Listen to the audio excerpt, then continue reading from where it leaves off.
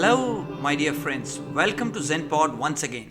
In the studios, we have somebody today who gave up his plush corporate job to contribute to society for the benefit of the ecosystem. Please join me in welcoming Bhavani Singh Shekhawat. Bhavani Singh is a widely respected, well traveled, and internationally experienced leader. After a career of a few decades in the corporate world, where he led large multinational business and global teams in organizations including Nielsen, Reckitt Benckiser, and Coca Cola, he has now committed himself to a life of service. Bhavani currently leads the Akshay Patra Foundation, a global leader in food for education, as a CEO, Europe, and as a trustee on the board. He is a mentor, a top leadership coach, and an advisor. Bhavani serves on a number of boards in a non executive and advisory capacity, including the Adhyan Foundation, which he co founded, the Vedika Scholars Program and Women's Alliance, and Haiku Jam.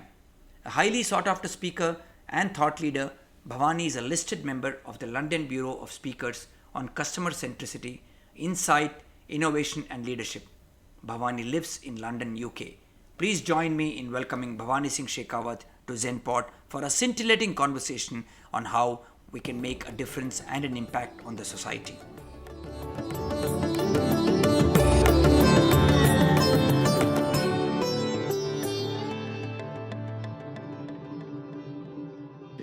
Hello, friends. Welcome to ZenPod once again. We have a very interesting personality on our studios today, Mr. Bhavani Singh Shekhawat.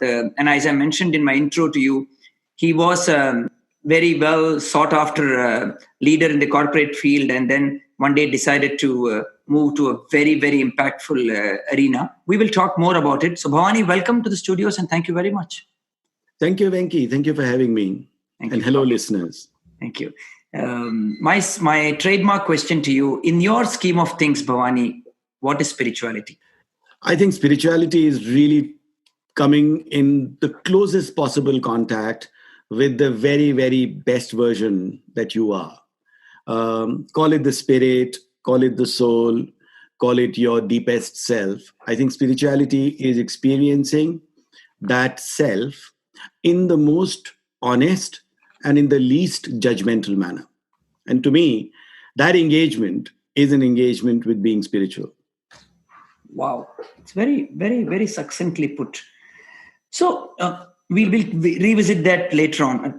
But tell us the evolution of Bhavani from a corporate CEO to actually doing what you're doing today, which is so very nice. But please tell us.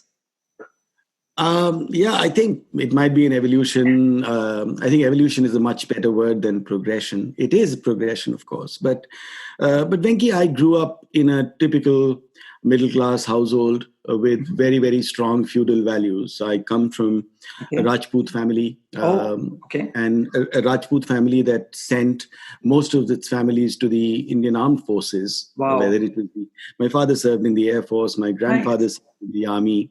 Nice. And I was sent to a military school to become a Fauji, an army officer. I was choosing to be an Air Force pilot because that's what, my dad was in the Air Force. And I went and trained at a military school lovely. in Karnataka, of all places, was sent from Jodhpur. And for me, I think those were very, very important years of my life. And for a range of reasons, largely medical, I could not choose the Indian Air Force as a career, or the Indian Air Force didn't want me. And I stumbled into a corporate career. In fact, when I was graduating from high school, I did not even know that something like the IIT existed. Or there was something like an IIM. For me, the only place that existed and that was worth going to was the National Defense Academy in Pune, or the Indian Military Academy, or the Indian Air Force Academy in Hyderabad. So we had, it was that sort of myopia. And as you sort of progress through that journey, you realize that there is another world, and that world is equally exciting. So I literally stumbled into a corporate career. Wow. I was fortunate to have worked with some of the finest people and some of the finest organizations in some of the finest locations in the world. Nice. We lived internationally: Cyprus, Egypt, Dubai, and then Oxford and London, and so on and so forth. So all of that was great.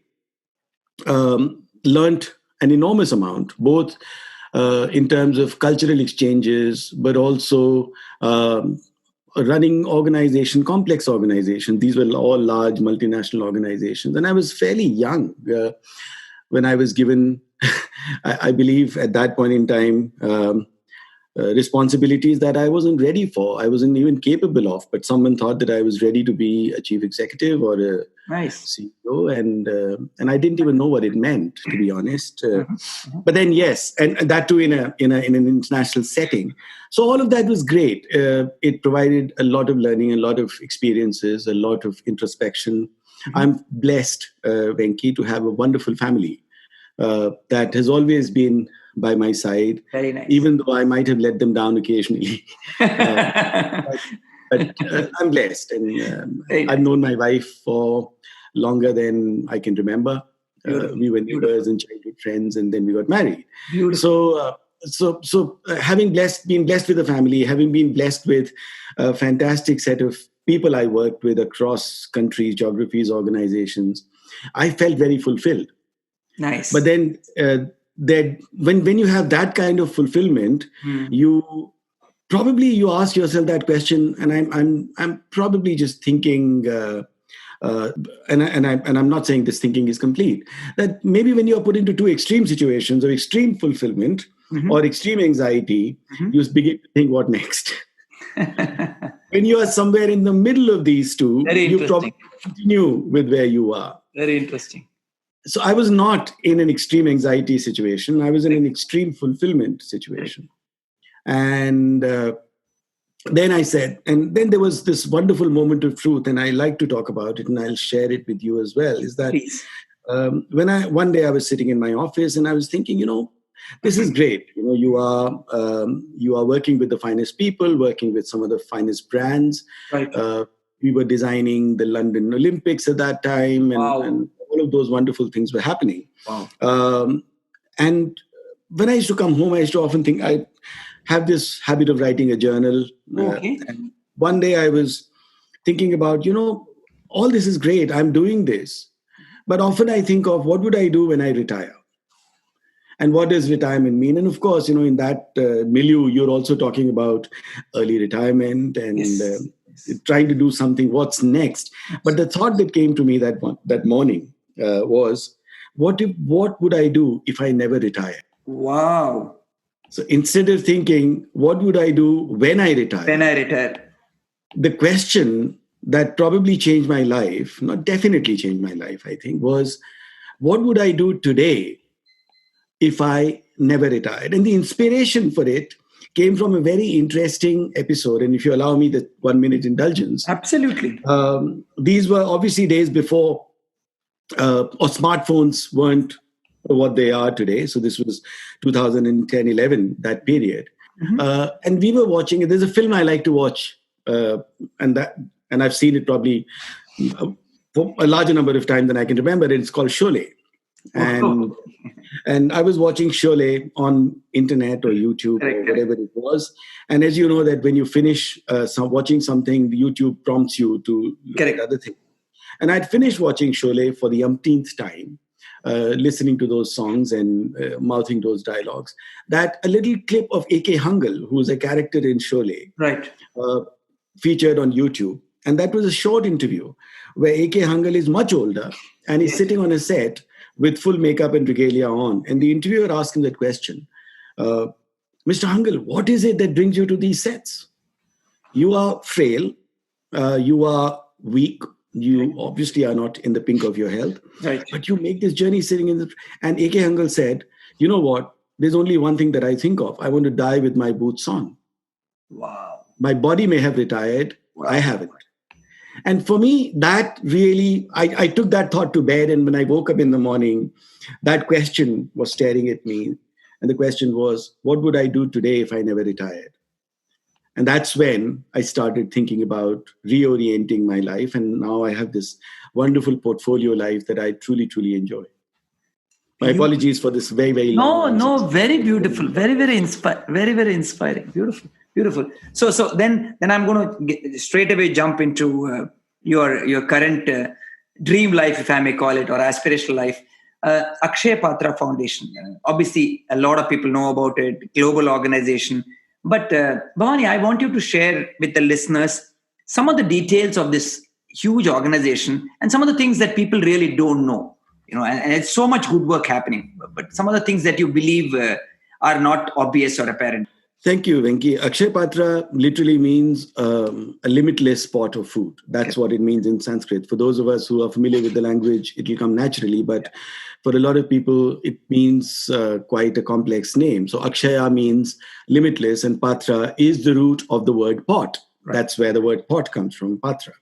And therefore, it is an organization that owes its nomenclature to a mythological tale in the Mahabharata.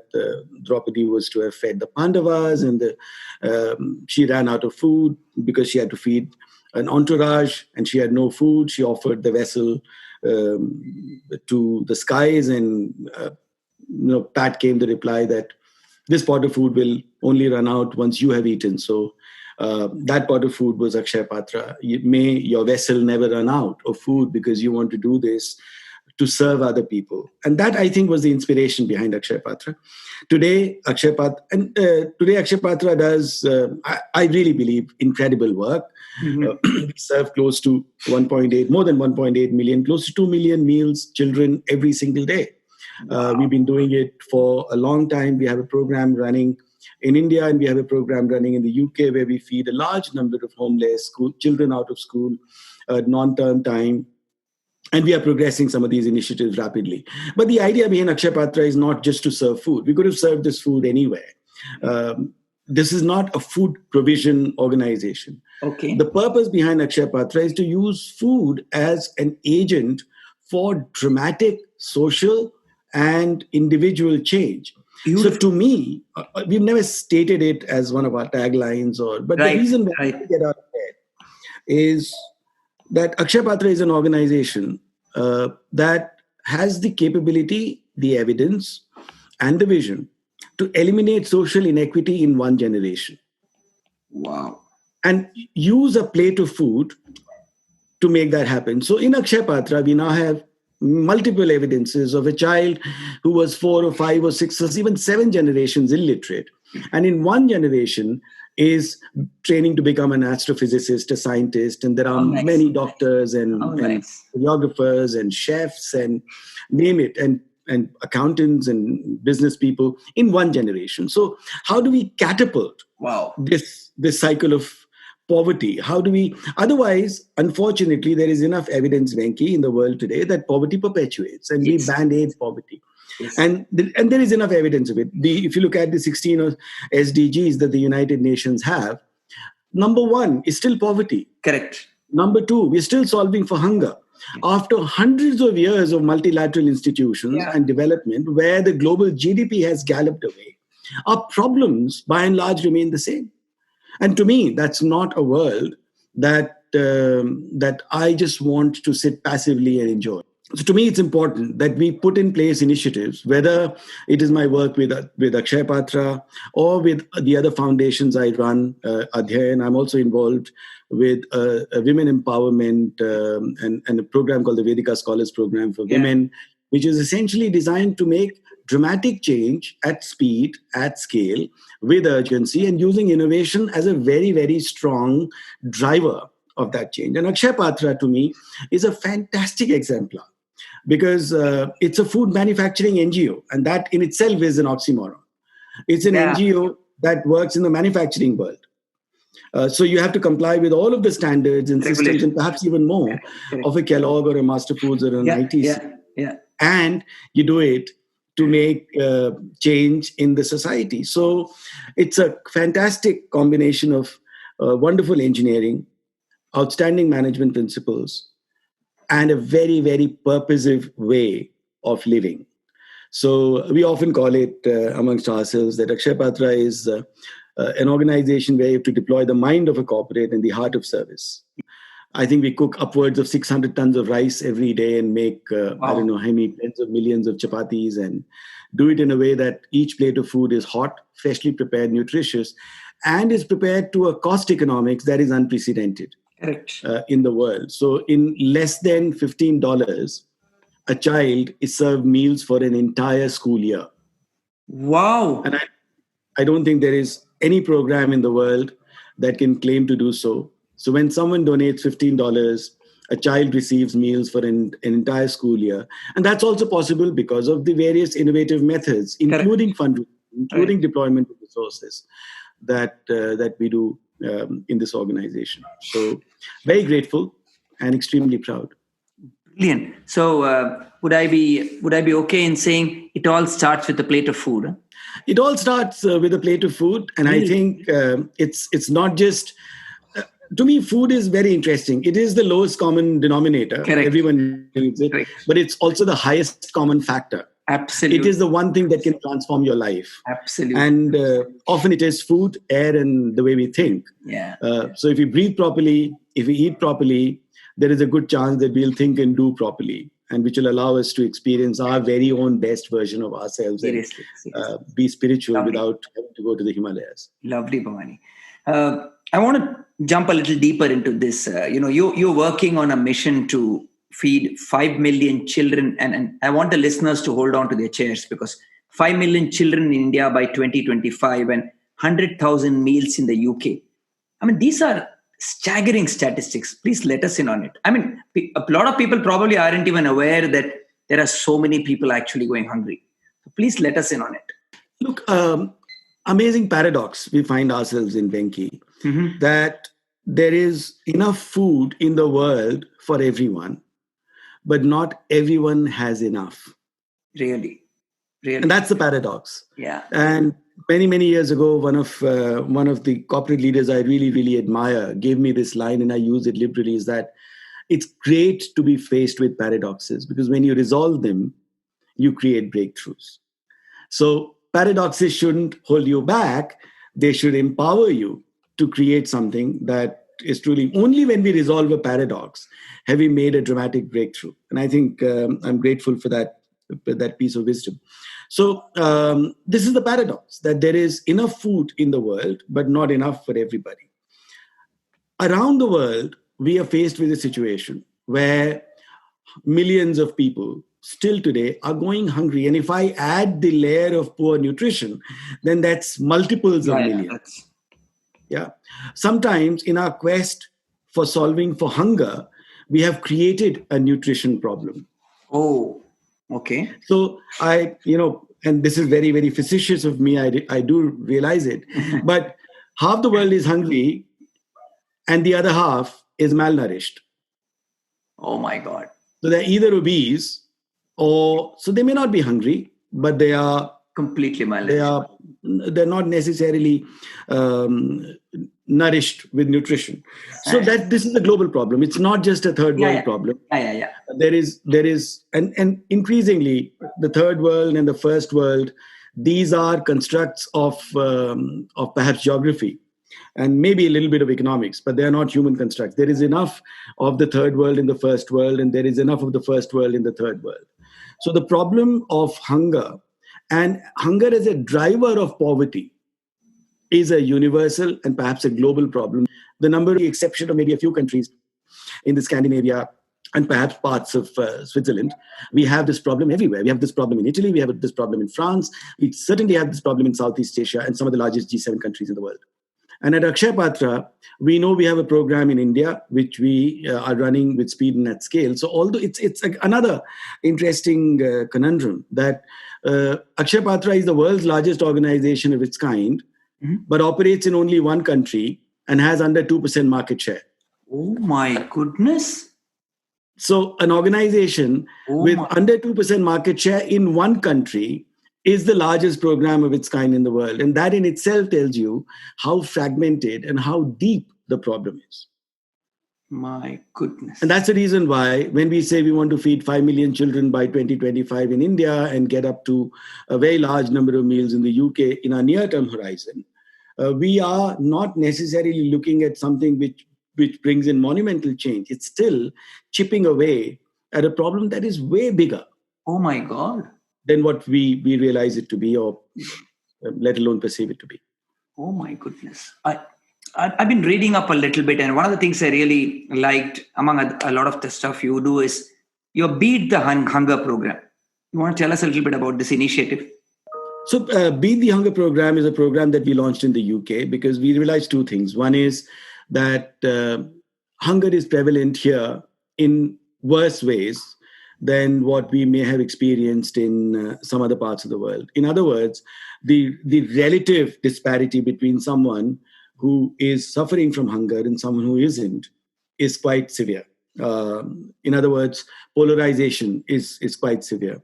So that was one. The other thing we realized is let's not solve for hunger, because sometimes in solving for hunger we create a nutrition problem. Right. So solving for hunger doesn't mean that we feed children and families food that isn't food, that might only physiologically classify as food.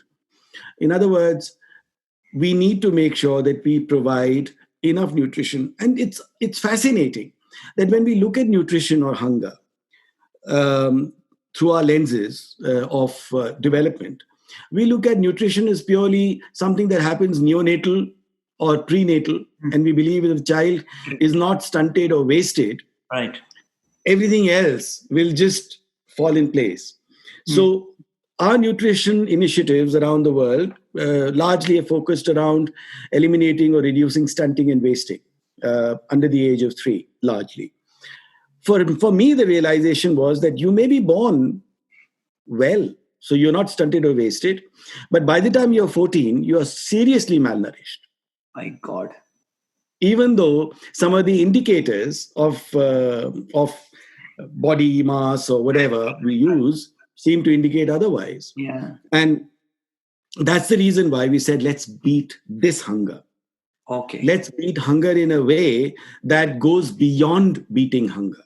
It really instills the right value of nutrition, because we believe, Venki, that food is contextual. Yes. If, for example, you are a pregnant or a lactating mom, you'll be told what to eat.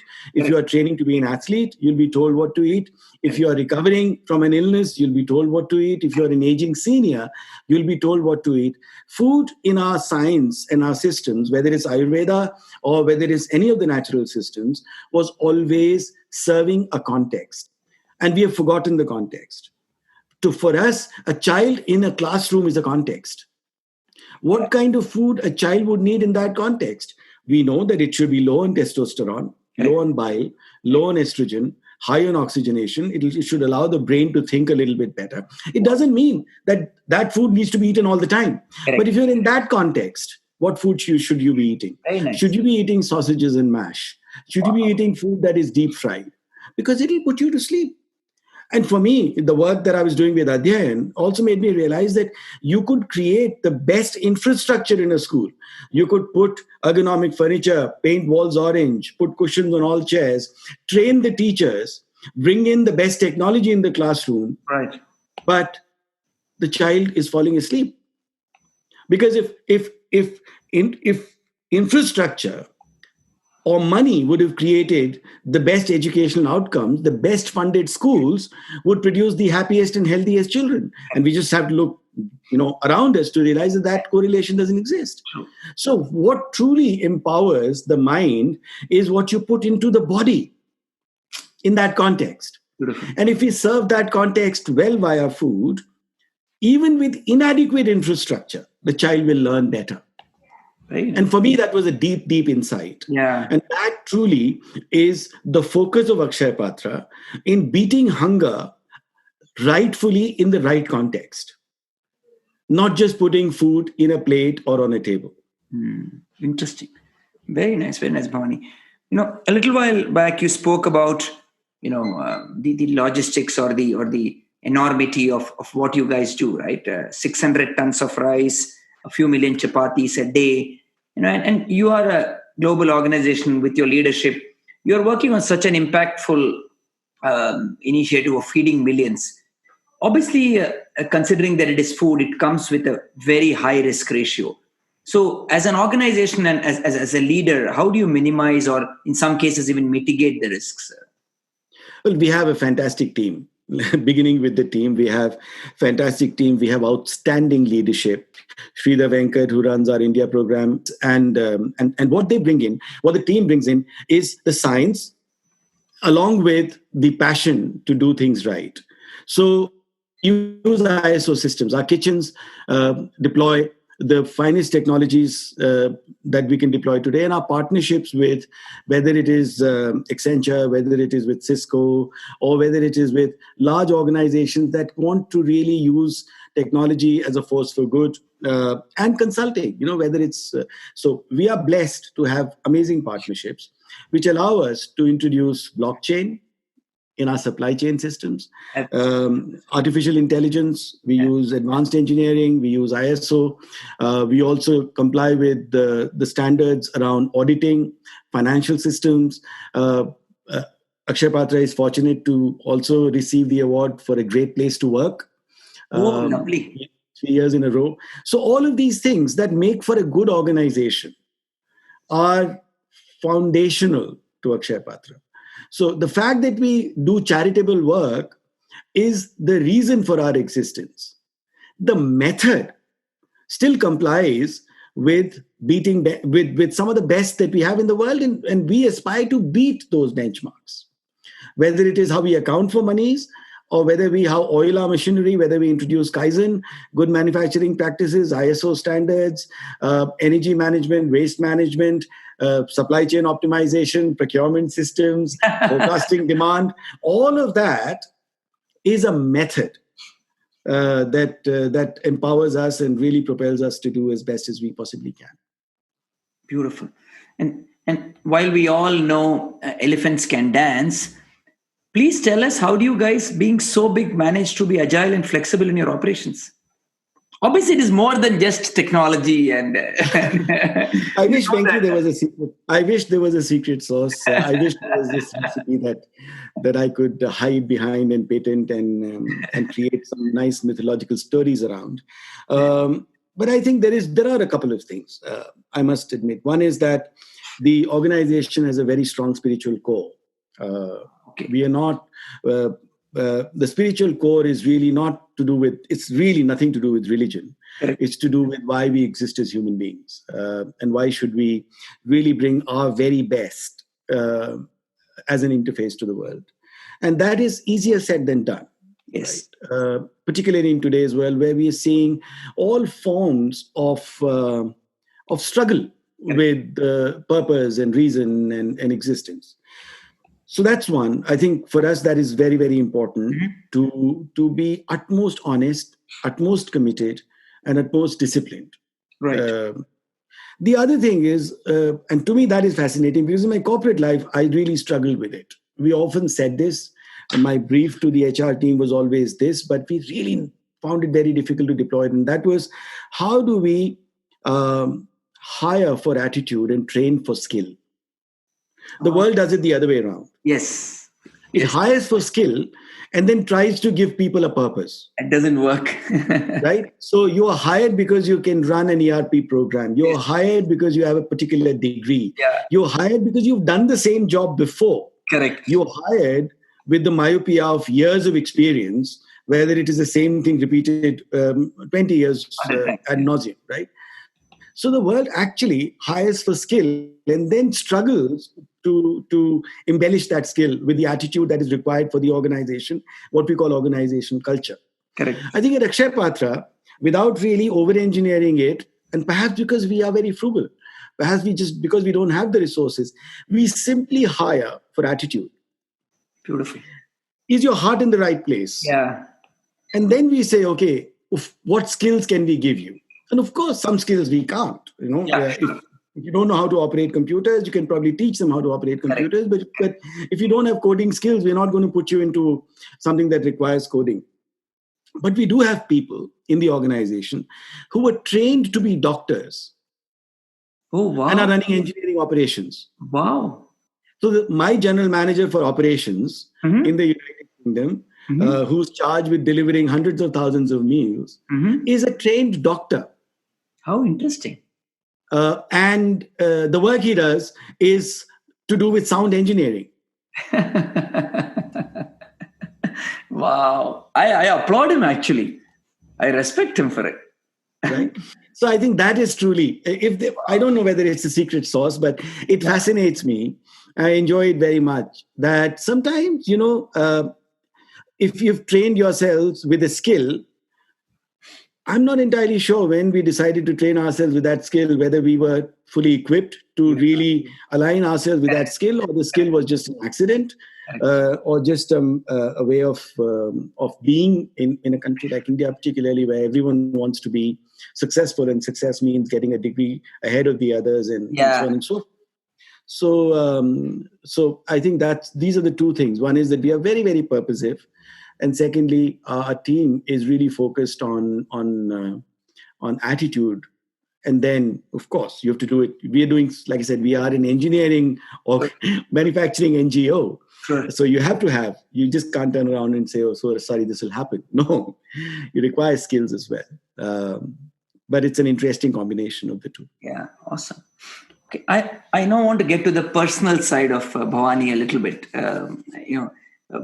You personally, Bhavani, I know it that you abide by a very strong, or you hold yourself to a very strong value model. Would you be willing to share with the listeners? And this I'm talking about your personal side. I think, don't know what to share, but I will say this. I think, we have only one reason to be on this world.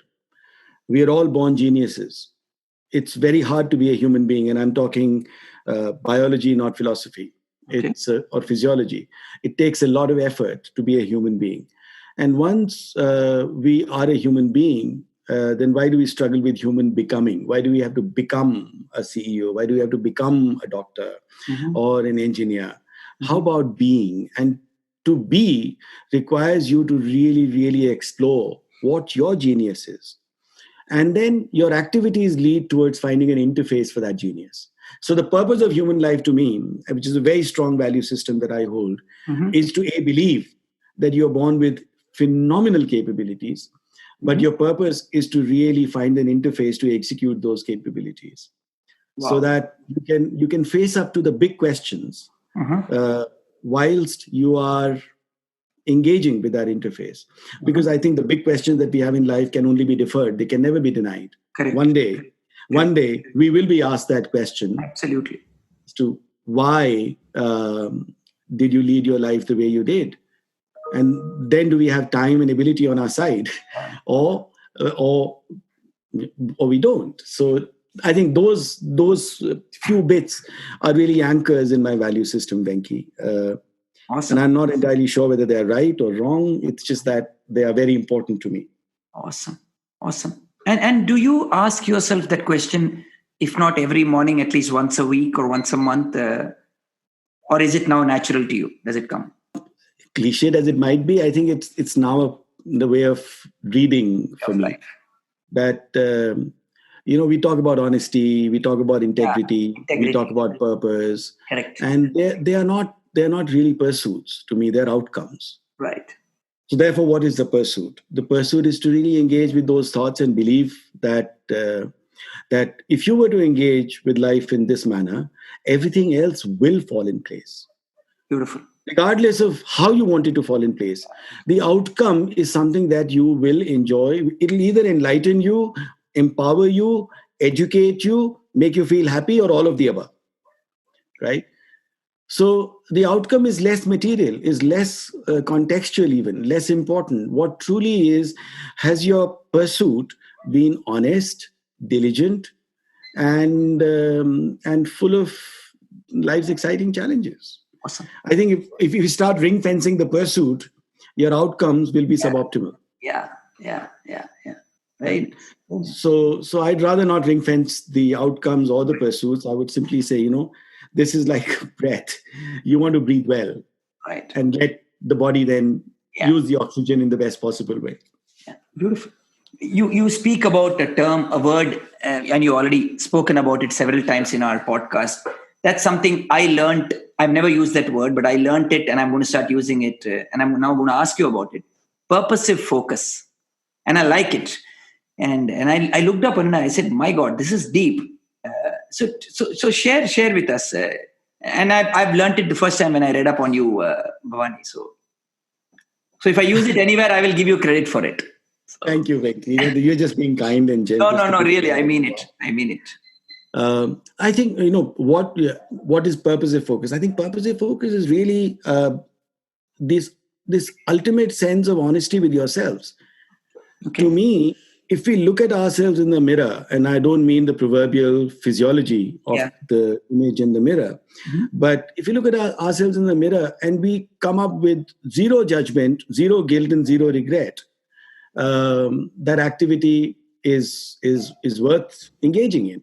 Wow. So to me, purposive focus is really a pursuit where you know why it is important for you to do the way you do things and go about your life, and then to be relentless about it. So the purpose truly is an exploration of why it makes sense to you, right? And the focus is really about putting in every ounce of energy, effort, and resource that you have and you can access. So to me, focus is not just about doing your best. It's also about harnessing the best. And when you combine the two together, you are almost, catapulted into this amazing journey of purpose. And that's really where your pursuit is of far greater importance than the outcome. Very nice. Very nice. Thank you. Thank you. Who has been your inspiration, Bhavani? Who or what? I wish I could answer that very succinctly, Venki. Of course, a lot of it is to do with your upbringing. I think as people, I would be, I think every single day, I pray and thank and in deepest gratitude to my grandparents. Oh, nice. Both my grandparents were exceptional people. And I'm just very pleased and grateful to have been in their tutelage when I was young, even though I physically did not spend much time with them. Like I said, I went to an army training boarding school very, very early in my life, 10 years old, and I lived around that time. But during the holidays. And to really have that in the most rural of settings. I was born in a small village, and rural life was a big part of... I spent my first few years in a small village, went to school there, etc., etc. So I think that tethering to the earth and the values of a pristineness with my grandfathers, and both my grandfathers were very interesting people. They were extremely, extremely well accomplished. So wow. my grandfather, my father's father was Sardar Bahadur, OBI, MBE, wow. 2 military crosses, did the kind of things that we only see in Second World War movies, escaping from a PAW camp and really living for honor, and then using all of that to really serve the nation in the most elegant possible ways and still be tethered to the earth without having to flout any of those promises. Yeah. Wow.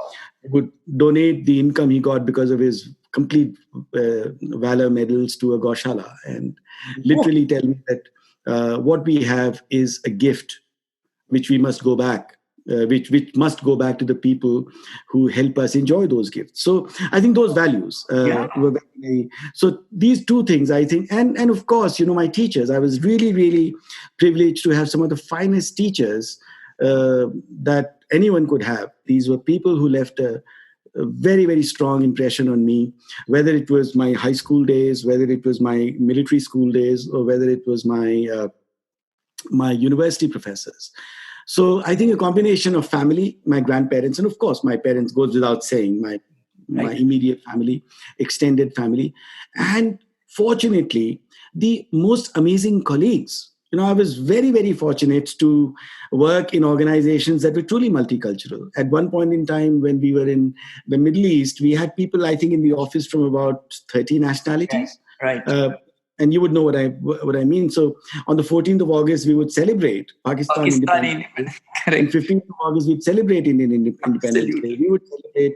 We had difficulty saying what holiday should we declare in the office. So, all of those things were fascinating to have colleagues who who define the world very differently for you, to have experienced multiculturalism in a way that is truly, truly indicative of the wonderful unity, the one world that we live in, and family and being tethered to the earth. So, like I said, I wish I was more succinct. Oh, this But is great. I'm just grateful for all of these influences. Yes, Without these influences, I can see that. I you can know, see that. It's not one source of tap. Clearly, it's from several. no, I wish, and I don't think, I also don't believe that. I think you could have maybe one or two major influences at different parts in life, at different contexts in life. Correct. But as you look at it over a long period of time, you realize that one has to be grateful for all kinds of influences. Absolutely. Because every influence teaches you in multiple ways. Absolutely. Your light bulb moment. I think the light bulb moment was what I referred to earlier, was that one question, that what would I do today if I never had to retire? It's awesome. And you're living it, Bhavani. That's kind of you to say that, but No, I think really. it's a fascinating, and I strongly advocate that we must all ask ourselves this question, because one day this question will be asked of us. And would we struggle for an answer then? Or would we have at least navigated the journey with the question? Now, whether or not we have the answer is a different thing altogether. To me, questions transform people and lives more than answers do. So engaging with questions is fantastic, is one of the best things that we can ever do. So to me, that question was, we always think, I'll do this then, I'll do this then, I'll do this then. But then, we also realize that why would we want to do something that we deeply want to do when our body and mind are by design degenerating? So when we are not at our best, why would we then want to engage with something that truly, truly gives us the most joy? It just doesn't make sense, does it? So what would we do today that would not take us through the progression of, Simple. retirement? What would you do after retirement? So awesome. When you wake up every morning, I know you work for a global organization, great family. What is it within you or within your head that gives you hope?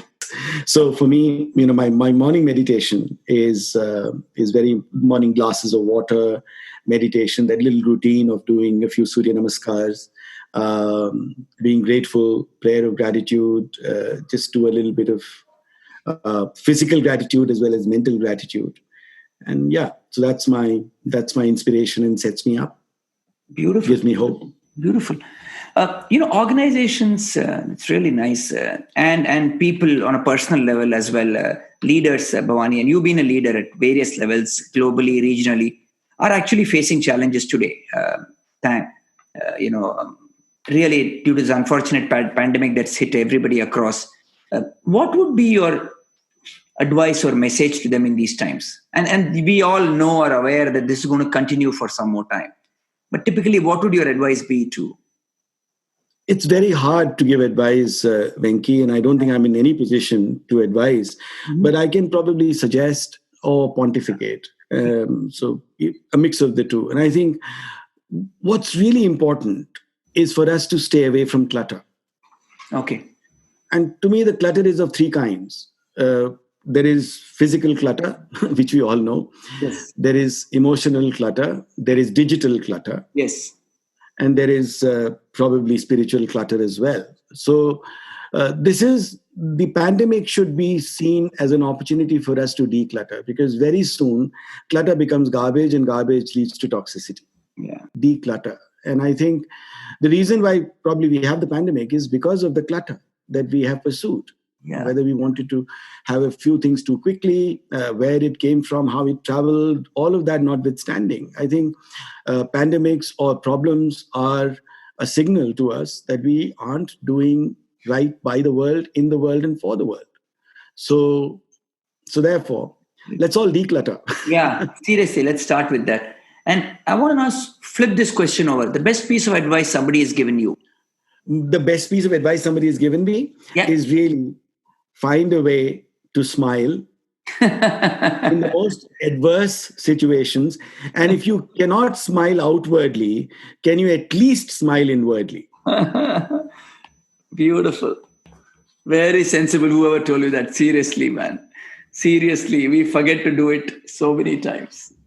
Very, very, very nice. Yeah. So if it is inappropriate, and it is often, Yeah, there are times when it's yeah, inappropriate to smile outwardly, correct. but can you at least smile inwardly? And that is an amazing practice. So I think when I try to smile inwardly, your being lights up. Actually, So yes, that is probably absolutely, absolutely. that was the best piece of advice, and amongst many other Yeah, pieces. yeah, yeah. I'm sure. If I start looking at my cup of gratitude, I probably need more cups than atoms in the planet. Very nice. Um, so yeah, I have nothing but gratitude for all of the things that have come my way. Very nice. We're coming to the close of this podcast. I want to do a rapid fire with you, if you don't mind. Right? That's scary. Okay? No, no, no. It's your view basically on all of this. So, hunger. Completely avoidable. Akshay Patra is. Inspiration. Oh, that is nice. Purpose. Inviolable. Something that you shouldn't live without. Yeah. Okay. Food is. Happiness. Sounds so simple, isn't it? Wow. Social entrepreneur. A must. Every organization every enterprise is a social enterprise. Every organization, whether it's a Unilever, Procter and Gamble, GE, Nestle, they always say we exist to create something beautiful in the world. But I hope that beautiful is not selling more of their product only. Yeah. So every enterprise must be a social enterprise. And Bhavani Singh Shekhawat is. Hopefully a human being on a purposive journey. Very nice. A last question before we sign off, really, and this is more a shout out than you guys are doing some phenomenal work. I've been personally not involved, I would say, but I've been engaged in some meaningful ways with Akshay Patra and with some of the good work you've been doing while I was in Bangalore. Even otherwise, I have friends. You're doing so much work, and while I understand you are well funded, and you guys are have No, the we are not well funded. No, we are. I think we struggle with being well funded, and we could do a lot more because for us, funding is again a means. We could definitely do a lot more if we had the right resources at the right time. But yes, I think all of our efforts help us with access to funds as and when we need them. So please, could you please share a little more with the listeners on how is it if there are people wanting to help or wanting to contribute? What can they do? Is there a site? Is there a phone number? Is there? Yes, there is a website, tapf.org.uk, which is what we have in the UK. www.tapf. TAPF is the Akshay Patra Foundation.org.uk. Or you can, if you live in India, then you could look up akshaypatra.org. And then we also have a chapter in the United States, which is foodforeducation.com. So just try and look up these websites. So if you are in Europe, Middle East, or Africa, look up tapf.org.uk. If you're in India, look up akshaypatra.org. Or North America, look up foodforeducation.com. And you will learn a lot more about the work we do. You learn more about the ways in which you can engage. We value your time more than anything else. So if you can find 2 hours to spare in a week with Akshay Patra, then we'd welcome it. We'd use your skills, we'd use your network, we'd learn with you on this journey. So yes, please, we have hundreds of volunteer chapters, including one in Switzerland. And if you are somewhere in Europe or the Middle East and wanting to set up a chapter, please reach out to me, and we'll definitely find ways to work together. Oh, beautiful. Wow, that's really awesome. And I'm saying this because you mentioned in the podcast that all it costs is $15 to feed a kid going to school for a year. Am I right? Yes, and not the $15 or £12 or 2,000 odd rupees or 1,000 odd rupees will not only allow this child to receive meals, but that is the reason in many cases they go to school. So wow, this combination of accessing food, contextually correct, appropriate food, along with education is truly what sets us apart. So you're empowering, you're enabling food and education. And of course, along with it, Akshay Patra also has a range of other programs. We call them Beyond Meals. So we have a scholarship program, we have a mentoring program, we have all kinds of skills initiatives. We different parts of the countries in the world, we run different programs. For example, in the UK, we run a homeless and people who are living in food poverty program. We are going to introduce something for the aging seniors here because that is what the demographics involve. Right. In the northeast of India, we run full schools. So depending on what the requirement of that particular topography might be, there are other things that we do as well. So if you're a sports person, we will engage with you to bring some of those skills. If you are someone who likes to engage with science and technology, and so basically we welcome your time because that is the only currency we have. Beautiful. Very, very well said. And it's all, actually, it's so little. It's probably less than what we spend on coffee every month. Exactly. And I'm serious. It's seriously. Yes. It's so $15, yeah. 12 pounds can enable more than 250 meals, can therefore propel a year of education and really, really allow the child to be the very, very best version of themselves. And that's why we say with $15, 12 pounds, or that little money, you could actually give every dream a chance. Yeah, very true. Very true. This is wonderful, Bhavani. Thank you very much. And I'm so glad I spoke to you. While it was a very nice and breezy conversation, you have lit more questions inside of me and the purpose of my existence more than ever before. As it is, I was a confused human being. Now, now with so many from you.